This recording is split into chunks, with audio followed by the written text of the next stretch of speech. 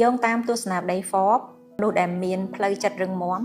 មានស្មារតីរឹងមាំគឺពួកគេធ្វើរឿងទាំងអស់នេះទី1គឺពួកគេតែងតែទៅមុខជានិច្ចពួកគេអត់ចំណាយពេលខ្ជិះខ្ជាយទៅលើរឿងអ្វីដែលហួសហើយទេឬក៏មានអារម្មណ៍ថាអាណិតខ្លួននោះដែរទី2គឺពួកគេតែងតែរក្សាជំហរបានគ្រប់គ្រងស្ថានភាពបាននៅក្រោមអំណាចធម៌ពលដែលពួកគេនៅមានទី3គឺពួកគេទទួលយកការផ្លាស់ប្ដូរពួកគេតែងតែស្វាគមន៍រាល់ឧបសគ្គទាំងអស់ដែលចូលមកក្នុងជីវិតរបស់ពួកគេទី4ទោះបីជាមានអីក៏ដោយគឺពួកគេនៅតែសប្បាយរីករាយមិនមែនមានន័យថាពួកគេមិនចេះល្អូឬក៏មិនចេះខកចិត្តនោះទេប៉ុន្តែគឺពួកគាត់ប្រកាន់គោលការណ៍មួយគឺអត់ចង់ចំណាយធម៌ពលខ្ជិះខ្ជាយទៅលើរឿងអ្វីដែលពួកគាត់អាចគ្រប់គ្រងបានទី5គឺពួកគេជាមនុស្សដែលមានចិត្តមេត្តាហើយបើនិយាយពីរឿងចិត្តមេត្តានេះគឺពួកគេមិនខ្លាចក្នុងការនិយាយពីអារម្មណ៍ទាំងអស់នោះចេញទេមានន័យថាដោយសារតែគេមានចិត្តមេត្តាទើបគេនិយាយចេញមិនមែននិយាយដើម្បីឲ្យអ្នកណាម្នាក់មើលឃើញថាគេល្អនោះទេទី6គឺពួកគេតែងតែធ្វើសកម្មភាពដោយមានការអូកដកអ្វីដែលពួកគេនឹងប្រឈមទុកជាមុនទី7គឺពួកគេចំណាយធម៌ពលទៅលើរឿងបច្ចុប្បន្ននិយាយខ្លីគឺពួកគេអត់ចំណាយធម៌ពលខ្ជិះខ្ជាយទៅលើរឿងពីអតីតកាលទេទី8គឺពួកគេទទួលខុសត្រូវនៅរាល់ទាំង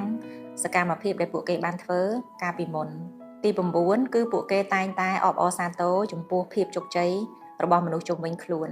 មិនមែនជាប្រភេទមនុស្សដែលឃើញគេជោគជ័យហើយពិបាកចិត្តខ្លួនឯងនោះទេទី10ពួកគេត្រៀមខ្លួនបើសិនជាមានឧបសគ្គឬក៏ភាពបរាជ័យកើតឡើង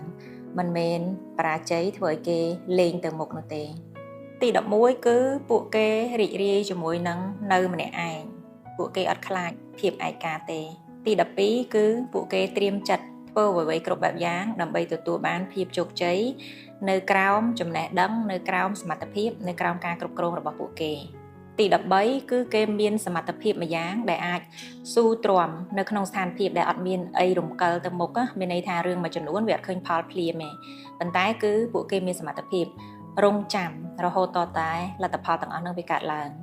ទី14គឺពួកគេតែងតែឲ្យតម្លៃទៅលើអ្វីដែលពួកគេជឿទី15គេចាយធម៌ពលរបស់គេទៅលើអ្វីដែលគួរចាយ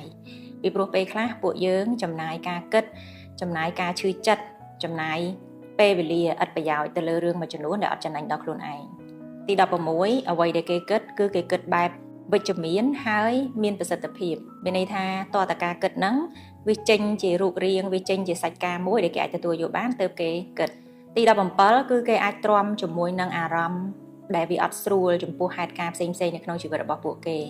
ពីព្រោះរឿងមួយចំនួនយើងអាចគ្រប់គ្រងបានរឿងមួយចំនួនវាមិនមែនជាសាច់រឿងដែលយើងត្រូវពាក់ព័ន្ធ